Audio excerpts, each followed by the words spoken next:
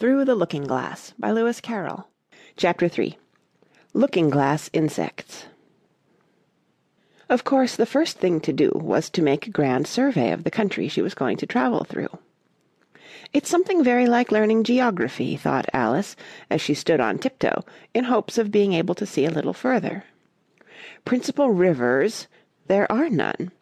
Principal mountains, I'm on the only one, but I don't think it's got any name. Principal towns, why, what are those creatures making honey down there? They can't be bees. Nobody ever saw bees a mile off, you know. And for some time she stood silent, watching one of them that was bustling about among the flowers, poking its proboscis into them. Just as if it was a regular bee, thought Alice. However, this was anything but a regular bee. In fact, it was an elephant, as Alice soon found out, though the idea quite took her breath away at first. And what enormous flowers they must be, was her next idea. Something like cottages with the roofs taken off and stalks put to them, and what quantities of honey they must make. I think I'll go down and— No, I won't just yet, she went on, checking herself just as she was beginning to run down the hill, and trying to find some excuse for turning shy so suddenly. It'll never do to go down among them without a good long branch to brush them away, and what fun it'll be when they ask me how I like my walk. I shall say, "Oh, I like it well enough." Here came the favourite little toss of the head. Only it was so dusty and hot, and the elephants did tease so. "I think I'll go down the other way," she said after a pause, "and perhaps I may visit the elephants later on. Besides, I do so want to get into the third square." So with this excuse she ran down the hill and jumped over the first of the 6 little brooks. "Tickets, please," said the guard, putting his head in at the window. In a moment everybody was holding out a ticket. They were about the same size as the people, and quite seemed to fill the carriage. "Now then, show your ticket, child," the guard went on, looking angrily at Alice. And a great many voices all said together, like the chorus of a song, thought Alice, "Don't keep him waiting, child. Why, his time is worth 1,000 pounds a minute." "I'm afraid I haven't got one," Alice said in a frightened tone. "There wasn't a ticket office where I came from." And again the chorus of voices went on. "There wasn't room for one where she came from. The land there is worth 1,000 pounds an inch." "Don't make excuses," said the guard. "You should have bought one from the engine driver." And once more the chorus of voices went on with, "The man that drives the engine. Why, the smoke alone is worth 1,000 pounds a puff." Alice thought to herself, "Then there's no use in speaking." The voices didn't join in this time, as she hadn't spoken, but to her great surprise they all thought in chorus. I hope you understand what thinking in chorus means, for I must confess that I don't. "Better say nothing at all. Language is worth 1,000 pounds a word." All this time the guard was looking at her, first through a telescope, then through a microscope, and then through an opera-glass. At last he said, "You're travelling the wrong way," and shut up the window and went away. "So young a child," said the gentleman sitting opposite to her. He was dressed in white paper. "Ought to know which way she's going, even if she doesn't know her own name." A goat that was sitting next to the gentleman in white shut his eyes and said in a loud voice, "She ought to know her way to the ticket office, even if she doesn't know her alphabet." There was a beetle sitting next to the goat. It was a very queer carriage full of passengers altogether, and, as the rule seemed to be that they should all speak in turn, he went on with, "She'll have to go back from here as luggage." Alice couldn't see who was sitting beyond the beetle, but a hoarse voice spoke next. "Change engines," it said, and was obliged to leave off. "It sounds like a horse," Alice thought to herself, and an extremely small voice, close to her ear, said, "You might make a joke on that, something about horse and horse, you know." Then a very gentle voice in the distance said, "She must be labelled Lass, with care, you know." And after that other voices went on. "What a number of people there are in the carriage," thought Alice, saying, "She must go by post, as she's got a head on her. She must be sent as a message by the telegraph. She must draw the train herself the rest of the way," and so on. But the gentleman dressed in white paper leaned forwards and whispered in her ear, "Never mind what they all say, my dear, but take a return ticket every time the train stops." "Indeed I shan't," Alice said rather impatiently. "I don't belong to this railway journey at all. I was in a wood just now, and I wish I could get back there." "You might make a joke on that," said the little voice close to her ear. "Something about 'you would if you could,' you know." "Don't tease so," said Alice, looking about in vain to see where the voice came from. "If you're so anxious to have a joke made, why don't you make one yourself?" The little voice sighed deeply. It was very unhappy, evidently, and Alice would have said something pitying to comfort it, if it would only sigh like other people, she thought. But this was such a wonderfully small sigh that she wouldn't have heard it at all if it hadn't come quite close to her ear. The consequence of this was that it tickled her ear very much, and quite took off her thoughts from the unhappiness of the poor little creature. "I know you are a friend," the little voice went on, "a dear friend, and an old friend, and you won't hurt me, though I am an insect." "What kind of insect?" Alice inquired a little anxiously. What she really wanted to know was whether it could sting or not, but she thought this wouldn't be quite a civil question to ask. "What, then you don't—" the little voice began, when it was drowned by a shrill scream from the engine, and everybody jumped up in alarm, Alice among the rest. The horse, who had put his head out of the window, quietly drew it in and said, "It's only a brook we have to jump over." Everybody seemed satisfied with this, though Alice felt a little nervous at the idea of trains jumping at all. "However, it'll take us into the 4th square, that's some comfort," she said to herself. In another moment she felt the carriage rise straight up into the air, and in her fright she caught at the thing nearest to her hand, which happened to be the goat's beard. But the beard seemed to melt away as she touched it, and she found herself sitting quietly under a tree, while the gnat, for that was the insect she had been talking to, was balancing itself on a twig just over her head and fanning her with its wings.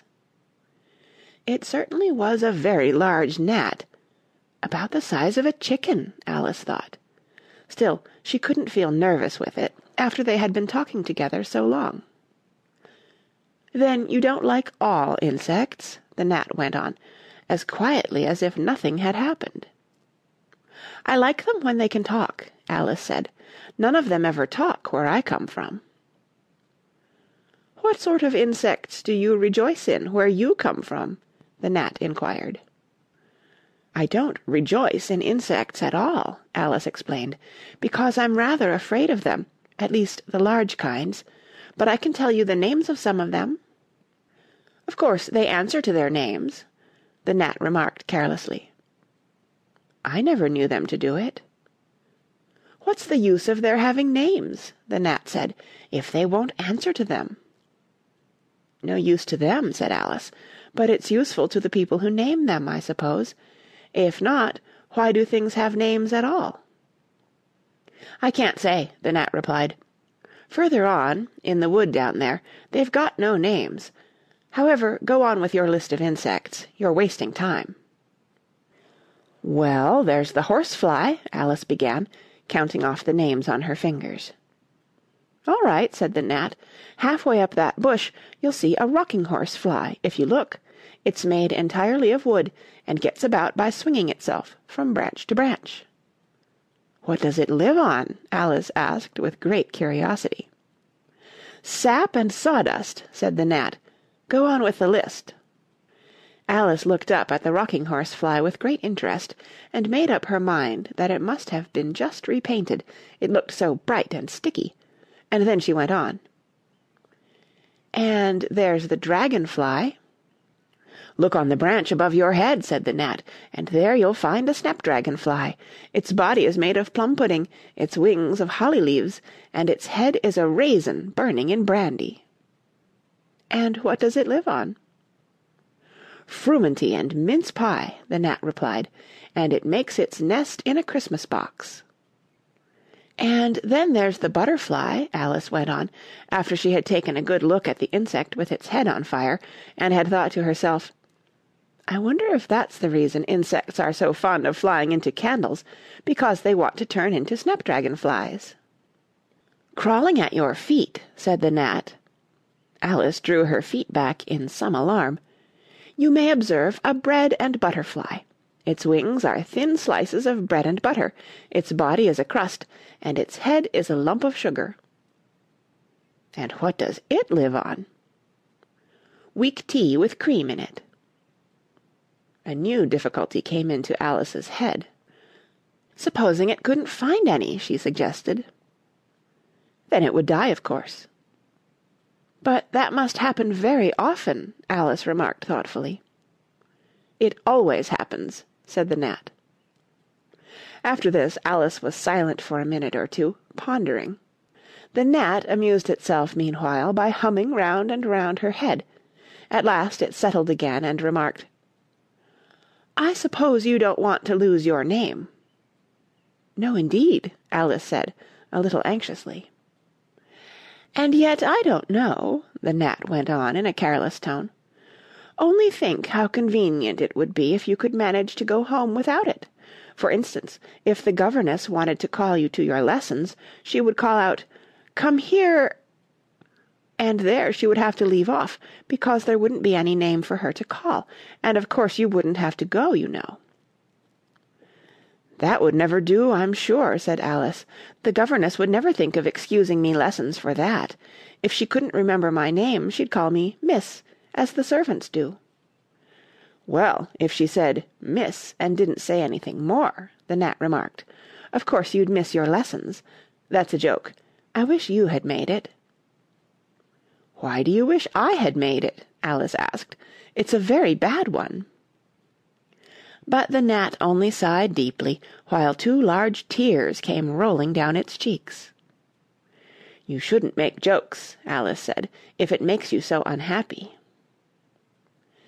Then came another of those melancholy little sighs, and this time the poor gnat really seemed to have sighed itself away, for when Alice looked up, there was nothing whatever to be seen on the twig, and, as she was getting quite chilly with sitting still so long, she got up and walked on. She very soon came to an open field, with a wood on the other side of it. It looked much darker than the last wood, and Alice felt a little timid about going into it. However, on second thoughts, she made up her mind to go on. "For I certainly won't go back," she thought to herself, and this was the only way to the 8th square. "This must be the wood," she said thoughtfully to herself, "where things have no names. I wonder what'll become of my name when I go in. I shouldn't like to lose it at all, because they'd have to give me another, and it would be almost certain to be an ugly one. But then the fun would be trying to find the creature that had got my old name. That's just like the advertisements, you know, when people lose dogs. Answers to the name of Dash, had on a brass collar. Just fancy calling everything you met Alice, till one of them answered, only they wouldn't answer at all if they were wise." She was rambling on in this way when she reached the wood. It looked very cool and shady. "Well, at any rate, it's a great comfort," she said, as she stepped under the trees, after being so hot, to get into what?" she went on, rather surprised at not being able to think of the word. "I mean, to get under this, you know," putting her hand on the trunk of the tree. "What does it call itself, I wonder? I do believe it's got no name. Why, to be sure it hasn't."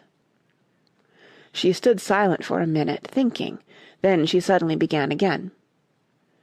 "Then it really has happened after all. And now, who am I?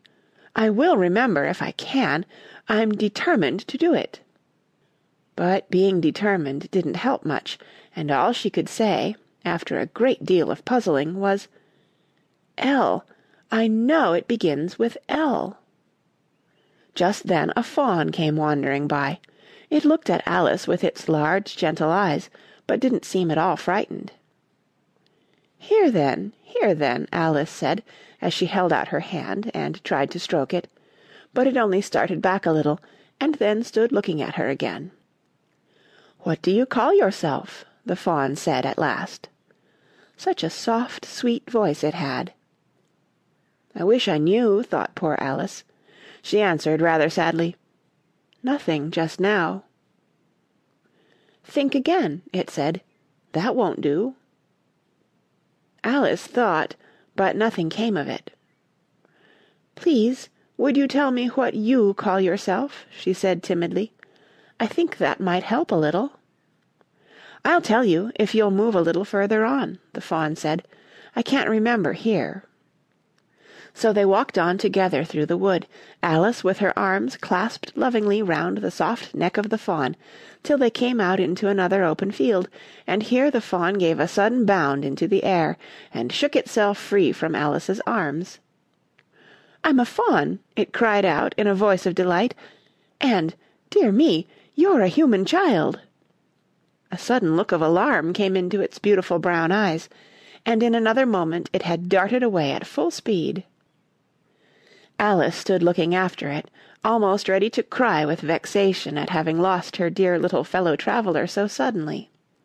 "However, I know my name now," she said. "That's some comfort. Alice, Alice, I won't forget it again. And now, which of these finger-posts ought I to follow, I wonder?" It was not a very difficult question to answer, as there was only one road through the wood, and the two finger-posts both pointed along it. "I'll settle it," Alice said to herself, "when the road divides, and they point different ways." But this did not seem likely to happen. She went on and on, a long way, but wherever the road divided there were sure to be two finger-posts pointing the same way, one marked "To Tweedledum's house," and the other "To the house of Tweedledee." "I do believe," said Alice at last, "that they live in the same house. I wonder I never thought of that before, but I can't stay there long. I'll just call and say how do you do, and ask them the way out of the wood. If I could only get to the 8th square before it gets dark." So she wandered on, talking to herself as she went, till, on turning a sharp corner, she came upon two fat little men, so suddenly that she could not help starting back, but in another moment she recovered herself, feeling sure that they must be Tweedledum and Tweedledee. End of Chapter 3.